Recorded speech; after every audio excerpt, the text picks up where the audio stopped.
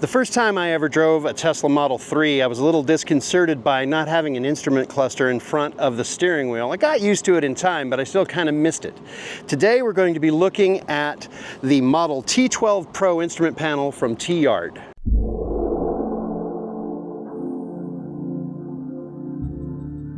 This is the Model T12 Pro instrument cluster from Tlyard, that's spelled T-L-Y-A-R-D. They were gracious enough to send this to me to test out. So I'm going to test it out, review it, and I'm going to unbox it and show you the installation process. If at the end of this video you want to purchase one of these for yourself, the link is down in the description, and if you use the promo code TLYARDEV, that's spelled T-L-Y-A-R-D-E-V, that's good for a 25% discount on your purchase of anything you find on their website. Now, let's see what's inside the box. Give me a second to get this sleeve off. There we go.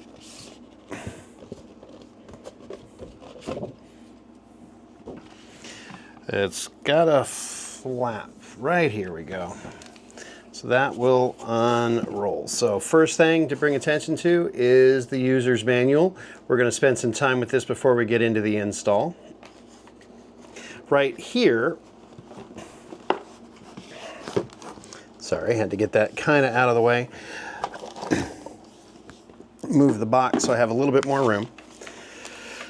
We get a toolkit that has in it a small Phillips head screwdriver and 3 screws. We have a trim removal tool. The reason that that's going to come in and is going to be evident in the installation.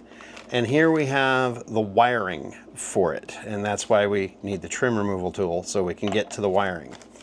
In these little foam pieces, this is the actual instrument cluster. This is how it will mount to the steering column. This is more wiring, and this is the actual screen.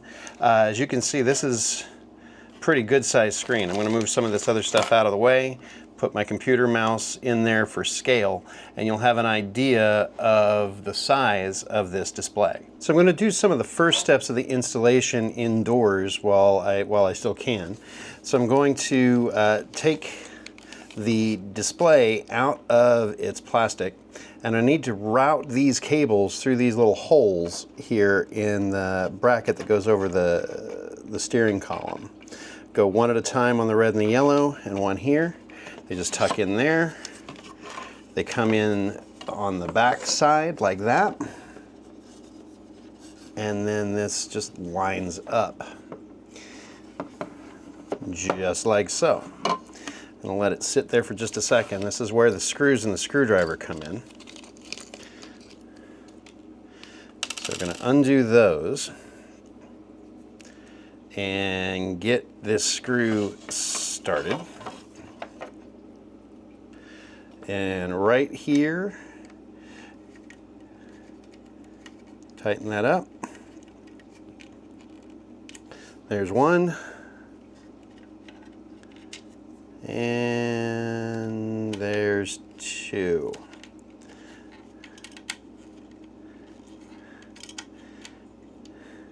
And now the display is firmly attached to the steering column cover. On the back side here, these 3 cables. We're going to be focusing on the red and the blue, and they will match up in the wiring harness. More on that later.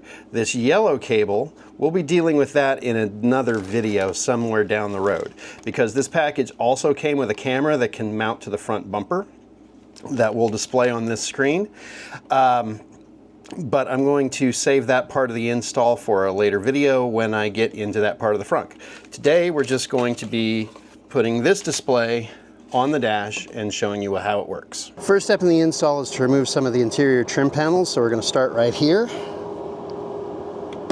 we're going to use the trim remover tool that came in the kit. Then we're going to do the same thing on the passenger side.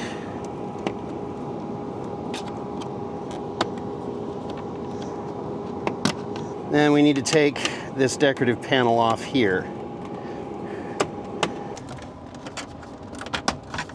Boom. And then this just slides right out.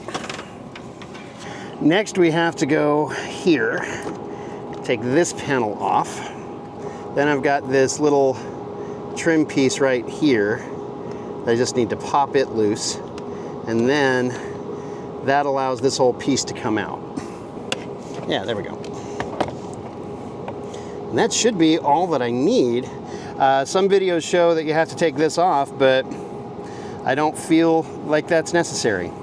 So now, wiring harness. This is the business end that we're going to be starting with. My car is an AMD processor, so it has that label for AMD. The blue clicks into the blue down here,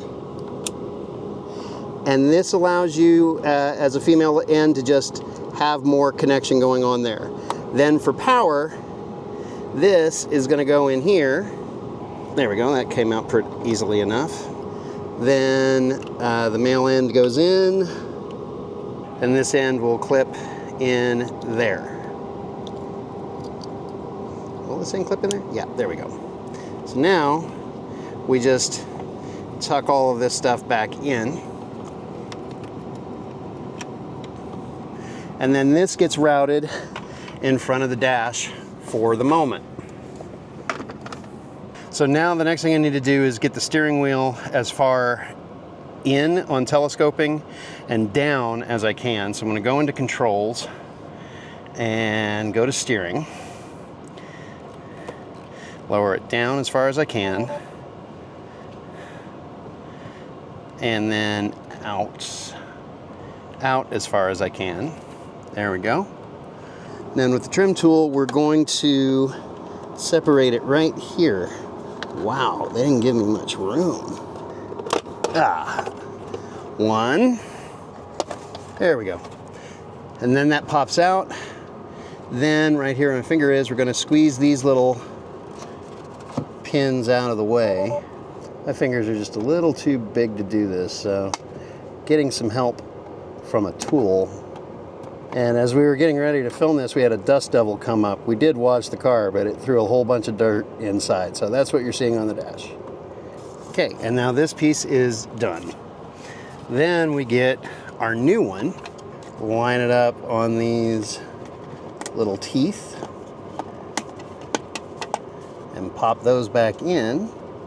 And we're gonna run these two cables right here, the red and the blue,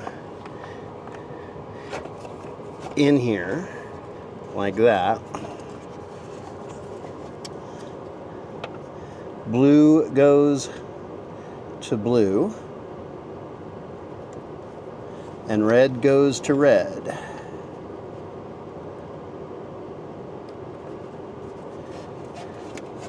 And it's booting up.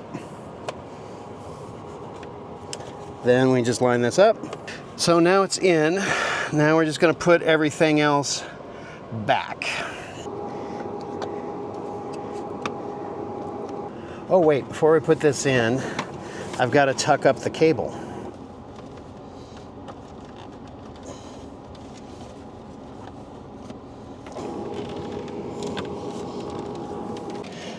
It's hard to do with one hand. There you go. There you go. We swipe from this side, hit the gear, and that's going to get us in settings. We're going to say English, 12-hour formats, AHD. Don't know what AHD is. Steering wheel control, let's put that on. Tires are in PSI, let's go to display. Car color is red. Temperature, Fahrenheit. Rainbow road. Have appearance on auto, brightness manual, blah, blah, blah. Okay, what happens when we hit wireless? It says CarPlay. So check this out. I'm gonna go into my phone. Now it's got a red car. I'm gonna go into my phone. I hit Bluetooth. Got the BT link, use with CarPlay. Tap use CarPlay, which it won't let me do because of how I'm holding my phone, but there we go. So now I have Apple CarPlay right here in front of me with my navigation right here in front of me if I have it set up. That is cool. If I back off and I go to, let's put in Waze, there we go. Now I've got Waze up on my screen. Right there in front of me. I got the navigation right there. I've got Apple CarPlay in this Tesla now. Sweet. That's CarPlay. It's just controlled by the little thumb wheel. Time zone. What does our time zone in Greenwich Mean Time? I looked it up. We're GMT -5. So now should have our time set correctly. 5:17, 97 degrees Fahrenheit. But our display is still going to be in kilometers per hour. So now I got to go in and figure out how to do that. So a lot of stress was about how to get it to show imperial units for speed and mileage, and all I had to do was put it in drive. And it fixed it? And it fixed it. Sweet. Yeah. Okay. So let me show you the screen. So what we have is our time, our temperature. That's our miles of range remaining, which on the screen over here shows up as the same. Our full odometer, our battery percentage, our speed. I put it in drive, and now it's going to go to the camera. I don't know, I don't have that installed yet, so let me go to the dash. There we go. And we're in drive. It isn't reading the tire pressure yet, so maybe it just needs some time to go. But now I've got the road, and I have the speed right in front of me. That's amazing. The speed is matching up. The speed limit sign is not. It says here the speed limit is 5, but there the speed limit is 30, and the one on the main screen is the one that's correct. Now I've got a turn indicator next to me, which is cool. Maybe it just needs to drive around to calibrate a little bit. I've got my energy bar is displaying underneath the speed. You know, if it goes black, you're using, you're taking power out of the battery for propulsion. If it's green, you're getting regen. Right now it's nothing, and now it's green.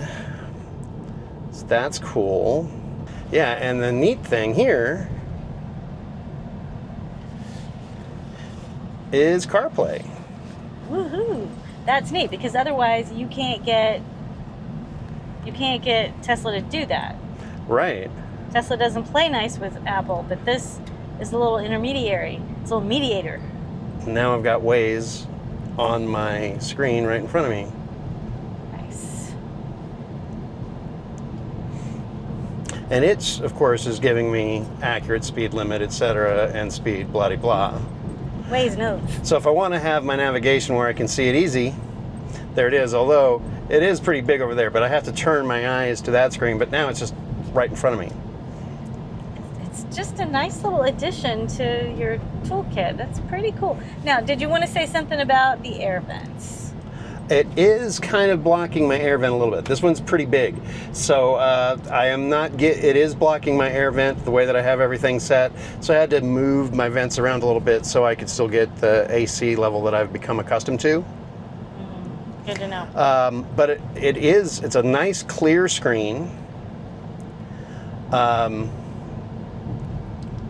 I'm going to go ahead and turn here. And I'm going to go into the settings. And what happens? Yeah, I'm going to go into display and put it on night so you can see what it looks like at night. So it's not going to be overly bright. It'll go back to the black, etc. It has an auto setting, and that's where I had it set, and that's where I'm going to put it back. But I just wanted you to be able to see what it looks like in night mode. Very nice. What do you think, Fiona?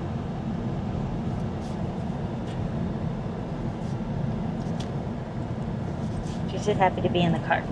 My initial impressions are that the screen is really clear. The speed syncs up with the main screen instantaneously. That's just fine. After I'd driven for a while, it was giving me my tire pressures right there when I was at a stop. Having Apple CarPlay in a Tesla now is a whole new thing. So getting that back is a big deal. I'm glad to do that, and a lot of you guys might like that too. The installation process looks intimidating in videos, and there were some parts that were a little tricky, and that may have just been on my particular car.